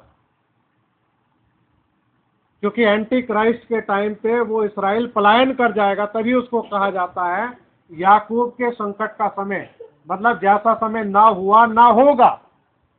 अब उस समय में जो दुनिया के देश जो हैं, जो लोग इसराइलियों की सपोर्ट करेंगे, उनको खाना देंगे, उनकी देखभाल करेंगे, उसकी केयर करेंगे, वो नेशंस हैं। कुछ बकरियों के रूप में है, कुछ भेड़ों के रूप में। ये 30 दिन की लड़ाई होने के बाद में 45 दिन का जो न्याय रखा जाएगा, जैसे प्रभु ने कहा दानियल में कि धन्य है वो जो धीरज धर के 1335 दिन तक भी पहुंचे। तो 1335 दिन तक पहुंचने वाली जो बात है वो यही बात है। तो 45 दिन का मत्ती 25 का न्याय धरती पे ही होगा। वो व्हाइट थ्रोन जजमेंट नहीं है। व्हाइट थ्रोन जजमेंट अलग है, क्योंकि उन लोगों को रिवार्ड दिया जाएगा। प्रभु साफ कहता है, जो मेरे इन छोटे में से छोटे भाइयों के साथ किया वो मेरे साथ किया। वो साफ प्रभु यीशु मसीह ने इस बात को बोल दिया। यानी कि इस्राएली जो है, यहूदी जो है, वो उसके भाई हैं। और इब्रानियों की किताब आप पढ़ोगे तो आपको पता चलेगा कि वो उनको भाई कहने से नहीं ले जाता। तो यीशु मसीह हमारा भी भाई है, यीशु मसीह उनका भी भाई है। वो हमारा बड़ा भाई है यीशु मसीह। तो उसके भाइयों के साथ जिन्होंने उसे रोटी दी, कपड़ा दिया, जेल में मिलने के लिए गए, बीमार थे, सुधि ली, वो कहेंगे हमने कब ऐसा किया? अनजाने में उन्होंने किया, जानबूझ के नहीं किया। अगर मत्ती 25 हम पूरा करने लगे ये बात सोच के, तो हम तो उस बात को जानते हैं, हमें मालूम है। अभी आत्मा, जैसे शरीर में हमारे 5 चीजें हैं, आत्मा में भी हमारे 5 चीजें, उसमें एक मेमोरी है, याददाश्त है, कि जो भी हम करेंगे हमें याद रहेगा कि हाँ प्रभु मैंने किया है, मुझे मालूम है। लेकिन ये नेशंस के लिए हैं जो नहीं जानते। तो इन बातों को थोड़ा सा अपने ध्यान में रखना। तो ये यजेकेल 38-39 की लड़ाई अगर होती है, चाहे मान लो अगले साल हो जाए, उससे अगले साल हो जाए, उससे अगले साल हो जाए, इन 2-3 सालों में हो जाए, उसी पॉइंट पे इशारा कर रहा है। यानी कि बिंदु यही है, यानी कि इसी समय में जो है 80 साल पूरे हो रहे हैं, इसी समय में 120 साल पूरे हो रहे हैं, इसी समय में यजेकेल 38-39 की ये बातें मैं आपको ये इसलिए बता रहा हूं कि दुल्हन का उठा लिया जाना, दुल्हन को ये बातें पहले से मालूम है कि दुनिया में ये होगा। जैसे अब्राहम को मालूम था कि सदोम नाश होने वाला है। आगे मैंने आयत लिख के रखी थी, समय की वजह से पढ़ा नहीं। प्रभु ने कहा जो मैं करता हूं क्या मैं अपने दास इब्राहिम से छिपा के रखूं? तो दुल्हन को ये पता है दुनिया का क्या होने वाला है, दुल्हन को ये पता है मिशनों का क्या होने वाला है, दुल्हन को ये सारी बातें मालूम है कि आगे की घटनाएं जो है क्या होने वाली है। दुल्हन को मालूम है 2 नबी कौन होंगे, दुल्हन को मालूम है उनका टाइम कितना होगा, दुल्हन को मालूम है एंटी क्राइस्ट का टाइम कितना होगा। ये सारी बातें दुल्हन को मालूम है, उनको पता है ये सब बातें। अच्छा, अब जो है बड़े भूकंप का जो प्रिडिक्शन किया गया है, जो लॉस एंजल्स में के लिए है कि भाई वो समुद्र तल में समा जाएगा, जो भाई ब्राह्मण की भविष्यवाणी है, वो भी अभी हमारे इन किन्हीं दिनों में ही क्या होगा, पूरा होगा। ये भी इसी टाइम पे पूरा होने वाला, क्योंकि जब ये लड़ाई होगी यजेकेल 38-39 की, तो उसी समय बड़ा भूकंप आएगा। अच्छा, ये हो गया। मैं आपको पॉइंट बना के ये बताया है, इतनी बातें बता रहा हूं। इन बातों से तो हमें सजग और सावधान हो जाना चाहिए, अपनी पूरी तैयारी कर लेनी चाहिए। अच्छा, पीस एग्रीमेंट की तैयारी हमारे टाइम में हो रही है। अभी तक क्या है कि दुनिया का कोई देश जो है वो भैया बोल नहीं रहा, और माफ करना ये थोड़ा सा गड़बड़ हो रही थी, हाँ लग गया, हो गया, 2 कनेक्ट है। लेकिन अभी अरब जो है, अरब के मुसलमान और बाकी जो दूसरे मुसलमान हैं, ये सब अभी खामोश हैं, ज्यादा चुप हैं, ये बोल नहीं रहे हैं। लेकिन जब रशिया आएगा, अभी कौन कौन बोल रहा है? दबी आवाज में ईरान है, जो अटैक तो नहीं कर रहा उस तरीके से, लेकिन बार बार जाहिर करता अपने मंसूबों को कि इसराइल अटैक करेगा तो हम छोड़ेंगे नहीं। एक तुर्की है, उधर यमन है, उनका प्रॉक्सी जो है। तो इस प्रकार से अभी सारे मुस्लिम देश एक साथ इकट्ठे होकर के इसराइल के ऊपर अटैक नहीं कर रहे। लेकिन जब इनको ये पता चलेगा भी रशिया हमारे साथ है, ये हमारी साइड है, तो सब तैयार हो जाएंगे, क्योंकि लीडर कौन बन जाएगा? वो बन जाएगा। तो जब ये चाइना हो गया, रशिया हो गया, ये सारे मिलकर के इसराइल पे अटैक करेंगे, तो ये सब तैयार हो जाएंगे। तो जब वो भयंकर लड़ाई होगी, मार काट होगी, इसराइल की पहाड़ियों पर जा करके बहुत बुरे हालात हो जाएंगे, उसी टाइम पे हमारा रैप्चर है, उसी टाइम पे बड़ा भूकंप है, उस टाइम पे पीस एग्रीमेंट होगा। उस पीस एग्रीमेंट को उस समय कोई नहीं रोक सकता, क्योंकि उस लड़ाई को रुकवाने के लिए 7 साल का पीस एग्रीमेंट जो लाया जाएगा वो होके ही रहेगा। पीस एग्रीमेंट लागू होते ही मूसा और एलिया के ऊपर आत्मा आ जाएगा, उनका अभिषेक हो जाएगा, प्रचार शुरू। ब्राइड रैप्चर में चली जाएगी, कैलिफोर्निया समुद्र तल में समा जाएगा, भाई ब्राह्मण की भविष्यवाणी पूरी हो जाएगी और 2 गवाहों का प्रचार शुरू हो जाएगा। आप ये सोच लीजिए कि उन 3.5 साल में पूरी तरीके से सब कुछ डिजिटलाइज कर दिया जाएगा और कैश जो है पूरी तरीके से खत्म कर दिया जाएगा। उन 3.5 सालों में जब मूसा और एलिया का प्रचार होगा, कैश को धीरे धीरे, जब एंटी क्राइस्ट बैठेगा, मसीह विरोधी, हम तो खुल के बोलते हैं वो पोप होगा, यानी कि पोप तो एक मनुष्य है, लेकिन उसके अंदर शैतान आएगा और घोषित करेगा कि मैं खुदा हूं, और पीस एग्रीमेंट को वही लेके आने वाला है और उसकी ही ताकत जो है अमेरिका के पीछे काम कर रही है। बाकी अमेरिका जो है उसका टूल है, चेहरा हमें कुछ दिखता है, पीछे कोई और होता है। जैसा कि हमारे वचन में हम देखते हैं तो प्राचीन क्या कहता है? प्राचीन कहता है कि यहूदा के गोत्र का वो सिंह है, वो कहता है सिंह, लेकिन जब वो पीछे मुड़ के देखता कौन दिखाई देता? लहू लुहान मेमना। तो इस प्रकार से सिंबल्स में हमें काम होते हुए दिखते हैं। शैतान जो है चीजों की नकल करता है, तो हमें जो फ्रंट पे जो फेस दिखाई देता है उसके पीछे दूसरी ताकतें होती हैं जो काम कर रही होती हैं, जिनके विषय में हम ज्यादा नहीं जानते, और ये बहुत ही गुप्त तरीके से काम चलता रहता है। तो मेरे प्रिय भाई बहनों, हमारे लिए उठाए जाने का भागी होने के अलावा और कोई रास्ता नहीं है, कोई हल नहीं।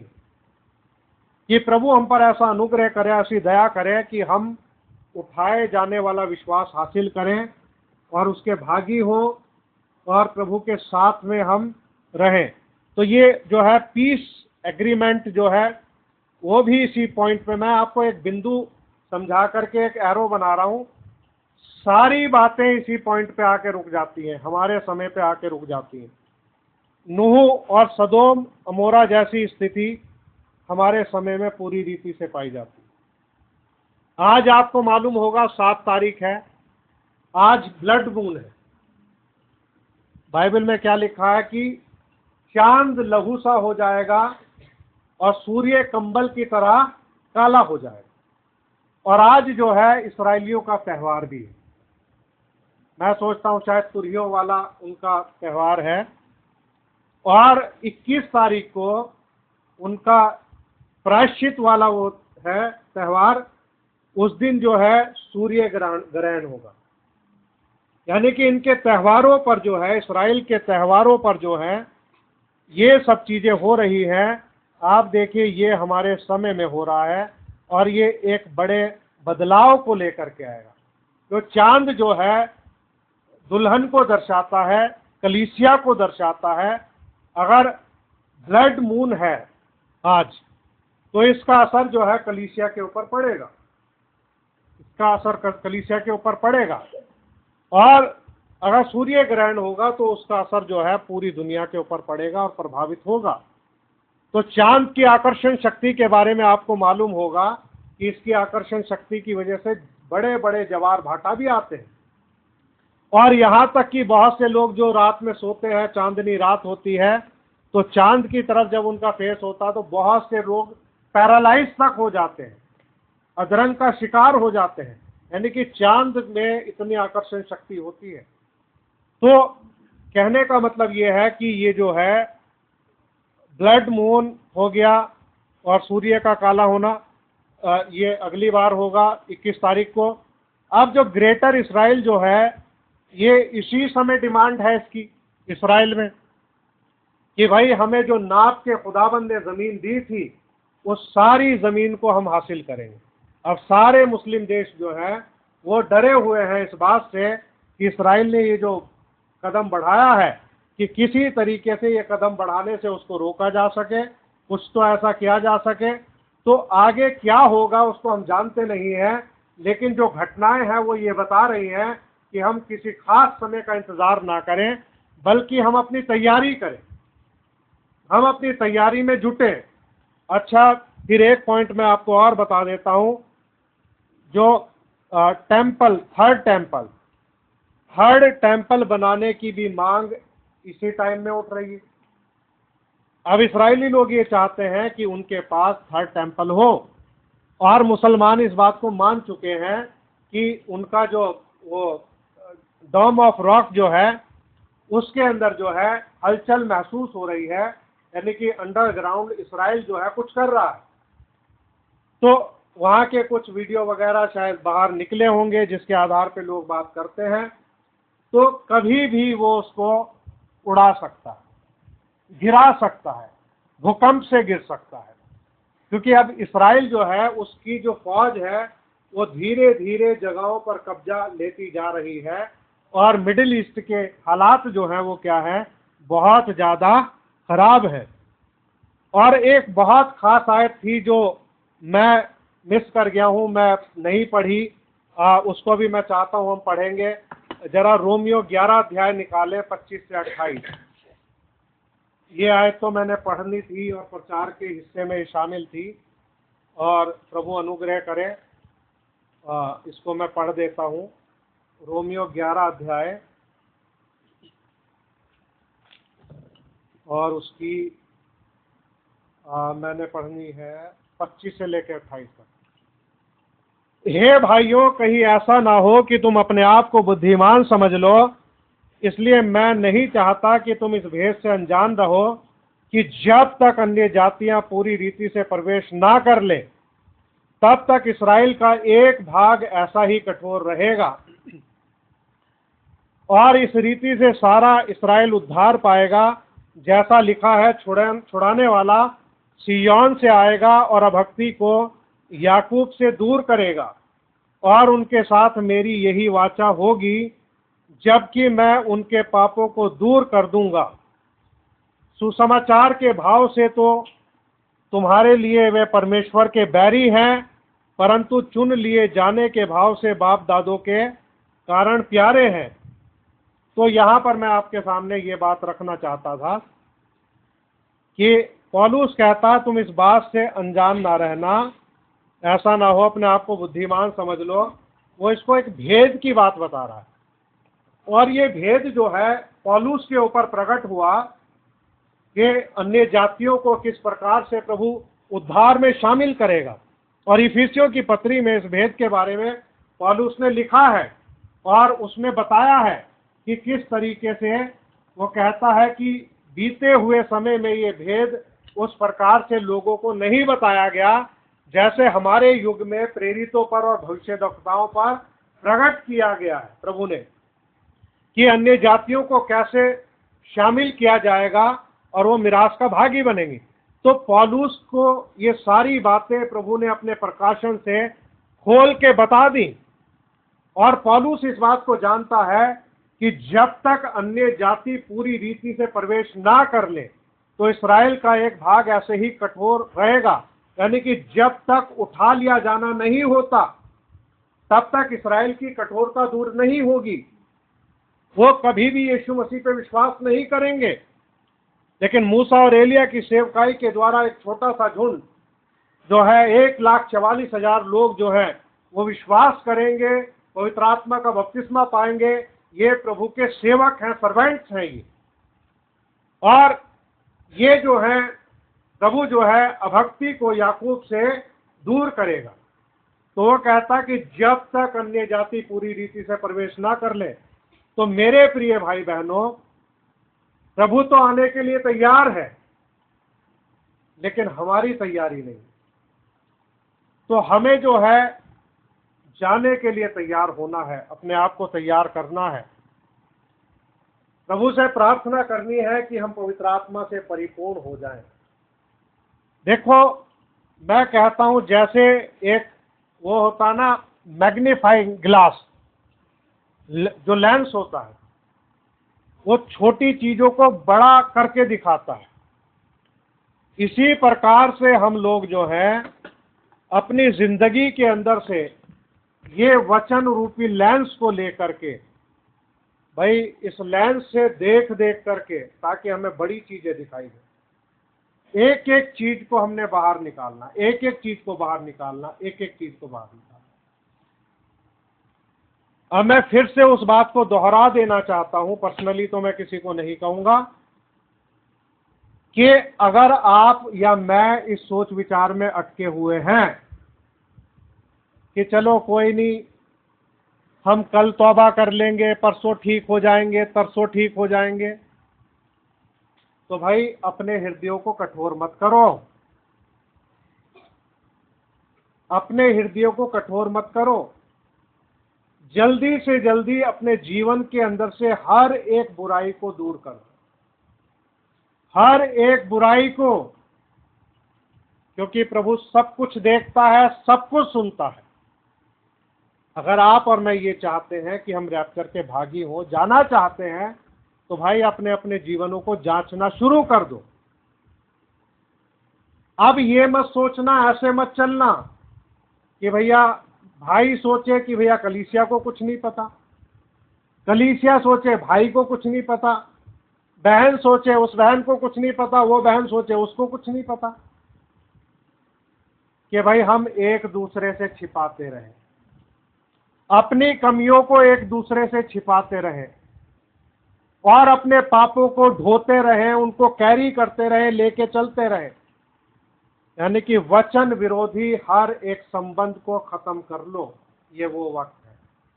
हर एक रिश्ते को तोड़ दो, हर एक चैनल को बंद कर दो, सब चीजों को बंद कर दो। आप सावधानी बरतो पूरी तरीके से, अगर जाना है तो हर व्यक्ति को पूरी तरीके से अपने आप को संसार से, संसार की बातों से पूरी तरीके से बाहर निकाल लो, विड्रॉ कर लो, अपना स्टैंड क्लियर कर दो संसार के सामने। और मैं आपसे और अपने आप से सबसे ये भी बात कहूंगा, अपना कोई भी धार्मिकता का काम लोगों को दिखाने के लिए मत करो, कोई भी धार्मिकता का काम, कि हमारे जीवन में क्या हलचल हो रही है, क्या बदलाव आ रहा है, क्या हम दुआ कर रहे हैं, क्या हम सोच रहे हैं, क्या हमारा विचार है, इसे पब्लिक के साथ शेयर मत करो। ये दुनिया के लिए नहीं है। आपका चलना फिरना, उठना बैठना आपके प्रभु के लिए। प्रभु देखना चाहता है कि भैया हम उसकी इच्छा में चल रहे हैं कि नहीं चल रहे, वो देखना चाहता है। दुनिया को ना दिखाओ, तो बाइबल कहती है कि अपने स्वर्गीय पिता से कुछ भी फल नहीं पाओगे, कुछ फल नहीं पाओगे। तो रैप्चर जो है वो दुल्हन का होगा, दुल्हन उठा लिए जाने के लिए तैयार है। मेरे प्रिय भाई बहनों, हम भी तैयार रहें, प्रभु की बाट जोते रहें। इतने ढेर सारे पॉइंट मैंने आपको बता दिए हैं, ये सारे के सारे पॉइंट एक ही जगह इशारा कर रहे हैं, हमारे समय में कर रहे हैं। और बाइबल में ये लिखा हुआ है कि प्रभु अपनी प्रतिज्ञा के विषय में देर नहीं करता, जैसी देर कितने लोग समझते हैं। वो नहीं चाहता कि कोई नाश हो, वो मन फिराव के लिए अवसर दे रहा। क्या जाने कब आखिरी भेड़ भीतर आ जाए और द्वार बंद हो जाए। एक बार ये द्वार बंद हो गया फिर खुलेगा नहीं। आपकी और मेरी बाइबल के अंदर लिखा है द्वार बंद हो गया। ये भी लिखा है कि मूर्ख कुंवारियों ने आके खटखटाया, हे स्वामी हमारे लिए खोल।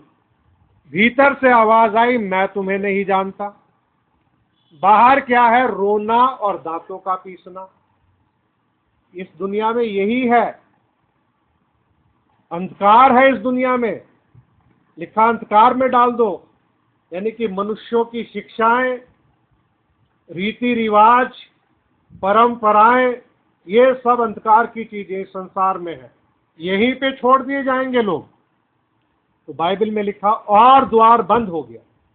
तो बंद होने से पहले हम तैयार रहे कि जैसे वो आए हम भीतर प्रवेश कर लें। प्रभु आपको आशीष दे। आइए हम एक तो अपने स्थानों पे हम खड़े हो जाएंगे और छोटी सी हम पहले प्रार्थना करेंगे और फिर भाई राजू के भाई के लिए जो है दुआ करेंगे हम लोग बाद में। आइए एक छोटी सी दुआ करें।